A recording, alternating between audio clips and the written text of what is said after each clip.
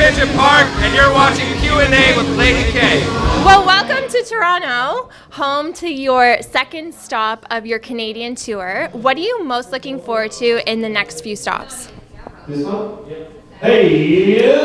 think just getting the 5 days of driving out of our system and really getting to melt some faces on stage, personally. Hitting some markets that we haven't been to in a while, definitely. We haven't played Oshawa in a long time. A bunch of different places that we haven't been to in a long time, so it'll be good to get back. What's the best part about being on tour? Sitting in hotel rooms and playing Super Smash Bros. With my bros. Just kidding. Seriously, it really is just being on stage and just getting out that energy that we all live to do. It's like there's a lot of work that goes in, and then you get that moment, and then it's all worth it. Now, how do you guys keep that energy alive throughout your entire shows? I think I speak for everybody when I say we might be tired, but as soon as you get on stage, you're just revamped with a full 100% battery life again, just because you know what's going to come in the next hour or so. So I don't think fatigue or anything is ever an issue when you get on stage. Yeah, I think you go through highs and lows of like feeling energy-wise, but once you get on stage, like he said, it kind of just brings it all together and puts you back to life. Yeah. What do you love seeing your fans do when you're performing? Any involvement at all is amazing. Like past standing in the back and the dancing and stuff like that is something that's awesome. Yeah, any sort of movement at all, any interaction.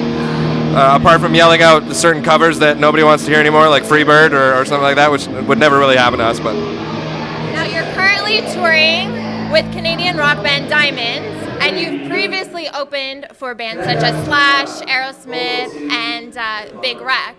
So what do you learn or what do you take away from all these experiences? You just gotta, get your shit together, be tight. Sorry, I don't know if I could swear. I don't know, you just see the work ethic that like the bigger bands put in. So you just see what kind of like level of dedication it takes, I guess. It doesn't really matter if you're playing like a bar or you're playing like a huge stage like that show with Aerosmith was in front of so many people. There's just you have to communicate who you are and what you do, and it's all just about just bringing the energy that you want to express yourself the way that you feel you should. Congratulations on your latest single, Sunlight Fading Away. How does it compare to your earlier music? I think it's always evolving music. I think as an artist, you kind of have to be evolving and keep it interesting for yourself. So it's a bit more rockin', which is good for us. So, but it's constantly evolving. It's always changing. But at the base, we're a rock band, and we always will be. But it's just always changing. Since its release in August, it's been really well received. So what do you think it is specifically about the song that resonates with fans?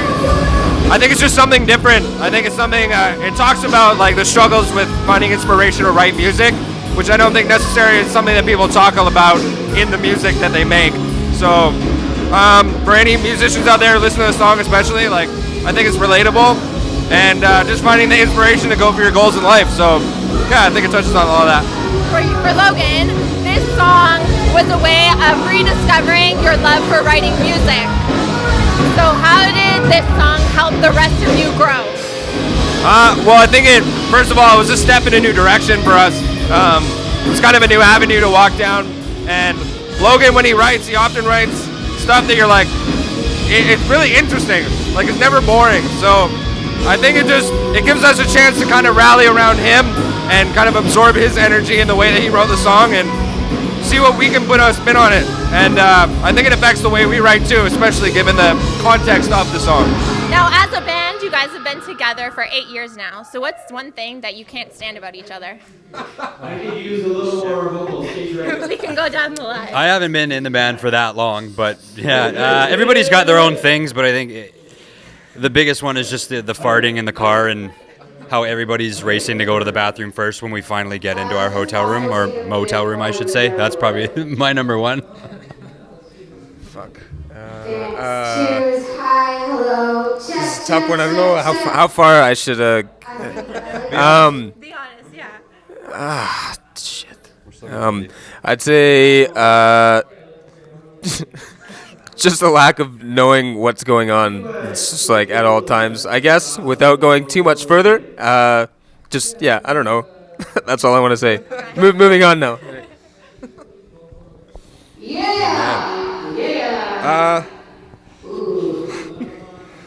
It's you said about each other, not just about touring, right? Yeah, no, about each other specifically. Okay. For those of us who are single, competition when it comes to impressing the opposite sex is really difficult because everybody in the band is so talented. See what I did there? I like it. I think I mostly do things people can't stand, like play with shit at the table, like salt shakers and things like that, fidget, and yeah, just yeah. Yeah, I kind of I'm on the same page as Archer there. I just don't like it when people don't like it when I'm annoying. Now, I know Pigeon Park is an actual place in Vancouver's downtown east side, and from what I've heard, it's not the greatest place. So what kind of connection do you guys have with that? Why did you choose your name for the band to be Pigeon Park? We were throwing a lot of names around when we were first trying to decide what we were going to be called. And we drove by Pigeon Park when we were trying to find out names and stuff like that, and Kevin mentioned it. And it kind of stuck. You know, he said it, and everybody kind of looked at each other and we're like, yeah, we kind of like it. It's something that is synonymous with Vancouver. It's kind of the dividing line of like the richer, like more corporate area of Vancouver, and like where you find a lot of homelessness and drug abuse and stuff like that. We just feel like it's something that is a part of our city that we're comfortable representing, and you know, sounds good when you say it. Now, if I was to go to Vancouver tomorrow morning, what is the first thing you'd recommend I go see?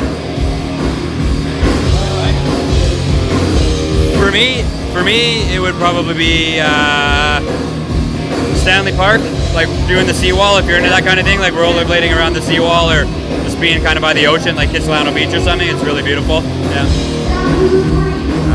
I'd say just all the different hiking and the nature around Vancouver and the surrounding areas. Yeah, that's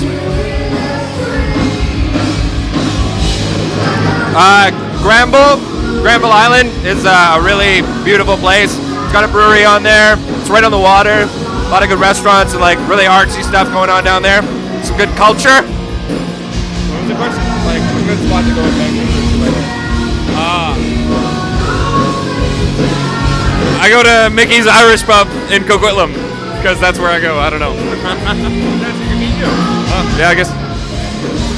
The Railway Club before they closed it down. There's lots of good places to go.